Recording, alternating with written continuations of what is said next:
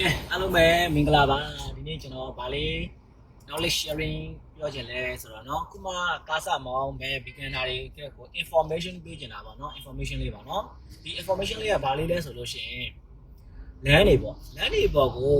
ကားမောင်းတက်သွားတဲ့လူငယ်တွေပေါ့ဗျာเนาะလူငယ်တွေသူ့မို့ဆိုလူလက်ပိုင်းတွေပေါ့เนาะလူကြီးလက်တူပဲပေါ့เนาะခုမှကားမောင်းစပြီးတော့တက်ပြီးတော့လမ်းပေါ်ကိုစမ်းတက်မောင်းနေရတဲ့လူတွေအတွက်ပေါ့เนาะလမ်းတွေကြောင်းကျွန်တော် information ပေးမယ်เนาะ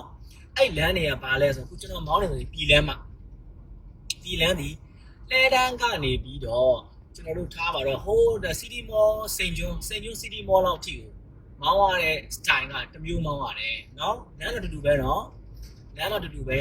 style မတူပြောတာเนาะ okay ဘာလို့လဲဆိုတော့သူ့စီးနဲ့သူမောင်းရနေဖြစ်တယ်လမ်းဒီ3 lane ရှိတယ်တမို့2 lane ဖြစ်သွားတယ်အဲ့တော့3 lane ပြန်ဖြစ်သွားတယ် wide pad တွေခံနေတယ်ဟာတာရီ wide pad ကြီးကိုခံနေတယ်နောက်ပြီးလို့ရှိရင် Junction Square ဆိုတဲ့ရှေ့ကိုကျွန်တော်တို့ဖြတ်တန်းရတယ်အဲ့နာမှာလည်းမြူပွားရ2ဆင့်လောက်ခံရတာတွေရှိတယ်နော်အဲ့မှာ Novotel ရှေ့မှာဆိုလို့ရှိရင်စီးတွေကလည်းနည်းသိမ်သွားတာတို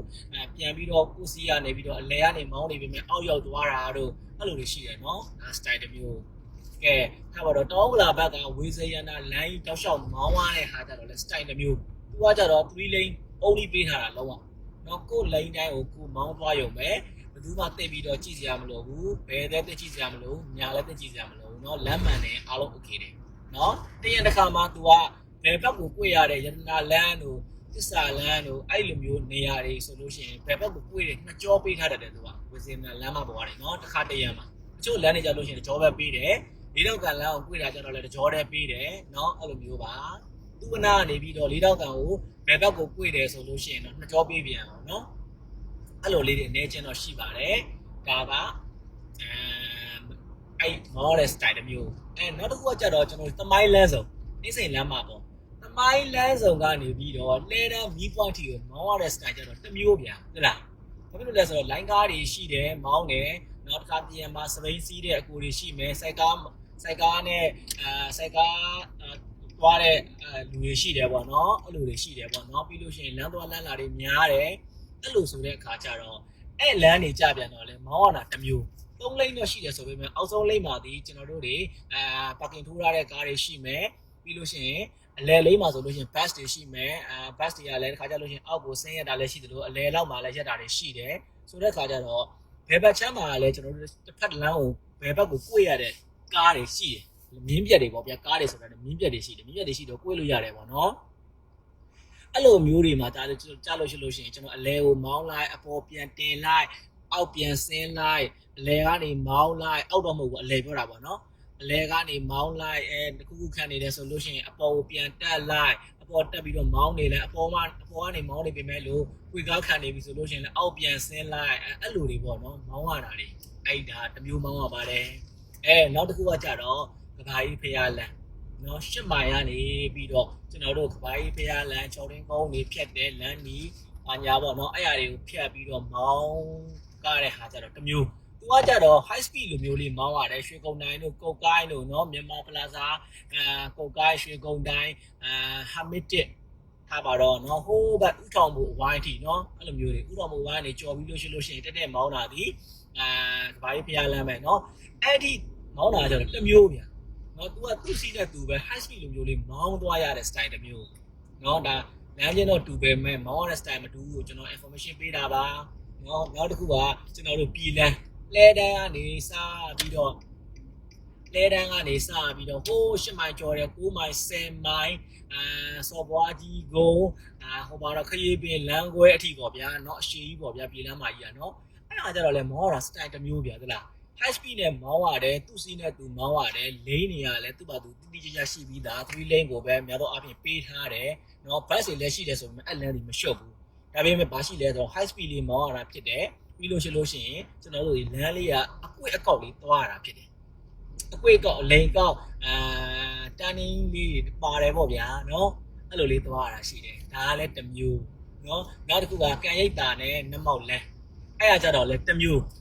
လုံးဝ share လိန်ကောက်တွေကြီးပဲသွားရတာဒါပေမဲ့လို့ high speed သွားလို့မရဘူးသူကြတော့လဲเนาะ share လိန်ကောက်တွေကြီးပဲသွားရတာဖြစ်တယ် high speed သွားလို့မရဘူး normal speed တို့၎င်းကမို့slow speed တတာလေးတော့၎င်းသွားရတာဖြစ်တယ်ဘာဖြစ်လို့လဲဆိုတော့အဲ့လမ်းဒီ bus တစ်လိုင်းလားမသိဘူးပြေးတယ်ကျွန်တော်တော့အတိအကျမသိဘူးပေါ့နော် bus ပြေးတယ်ပေါ့နော်ခုမှပြေးတာပါ bus တစ်လိုင်းပြေးတယ်ပြီးလို့ရှိရင်လည်းကျွန်တော်တို့တာမန်အားဖြင့် AC ကားတွေလည်းတော်တော်များများသုံးကြတဲ့လမ်းပါနော်အဲ့ခါကျတော့လေအလိန်အခောက်တွေကိုမောင်းလာဖြစ်တယ်လမ်းကလည်းတာမန်အားဖြင့်ပုံမှန်လမ်းတွေထက်ကိုနည်းနည်းလေးရောင်ရောင်လေးကျင်းတော်လို့ခံစားရတယ်နော်ဘေးမှာလည်းကန်ရှိတယ် platform ရှိတယ်ဒီဘက်မှာလည်းမျက်စိဆေးရုံတို့ restaurant တို့ဘာညာတွေပေါ့နော်အဲ့လိုလေးရှိတယ် platform လည်းရှိတယ်လမ်းလေကျွန်းလည်းရှိတယ်ဆိုတဲ့အခါကျတော့တစ်ဖက်တစ်ချက်စီမှာကျွန်တော်တို့နှစ်လမ်းသွားတွေပေးထားတယ်ဆိုပေမဲ့လို့မောင်းရတဲ့ style ကတစ်မျိုးနော်ပြောတာ5မျိုးလောက်ရှိပြီနော်အဲ့လိုလမ်းတွေကမတူဘူးလို့ကျွန်တော်ပြောချင်တာနော်နောက်တစ်ခုကကျွန်တော်တို့ဘရင်တောင်လမ်းမကြီးကန္နာလမ်းကြီးမောင်းရတာကျွန်တော်လည်း style တစ်မျိုးပြန်နော်ဘရင်တောင်လမ်းကန္နာလမ်းကြီးမောင်းလာကြတော့လေကားပေါင်းစုံပြေးတဲ့လမ်းမှာကားပေါင်းစုံဆိုသိတယ်မလား bus လည်းပြေးတယ်ဗျာ bus တွေ line တွေကစုံတယ် AC ကားတွေလည်းပြေးတယ်ဗျာလုပ်ငန်းသုံးရင် truck တွေလည်းပြေးတယ်ဗျာနော်ပြီးလို့ရှိရင်ရုပ်စာဆုံး trailer တွေပြေးတယ် container တွေပြေးတယ်နော် trailer တွေပြေးတယ် container တွေပြေးတယ်ဆိုတော့အဲ့အကြတော့လေမောင်းရတာတစ်မျိုးဗျာနော်အဲ့လိုဖြစ်နေပြန်ရောအဲ့လိုဖြစ်နေတယ်ဆိုတဲ့ခါကျတော့ကဲဒီကနေတွေ့လိုက်မယ်ကျွန်တော်နော် okay အဲ့အလေးကိုကျွန်တော်ခုမှမောင်းတဲ့အကူဒီမတွေကိုကျွန်တော် information ပေးတာပါเนาะအားလုံးပဲဒါလေးတွေကို style တစ်မျိုးစီနဲ့မောင်းတတ်ကြပါစေအကုန်လုံးเนาะလမ်းကြီးတော့တူတယ်ပေါ့เนาะဒါပေမဲ့ morning style မတူဘူးเนาะအဲ့လိုလေးပါအဲ့လိုဆိုတော့အားလုံးကိုဒါလေး information ပေးတာပါเนาะတီးပြီးတဲ့လူတွေတော့မဟုတ်ပါဘူးခင်ဗျာမသိတဲ့လူတွေတော့ကိုကျွန်တော်ရဲ့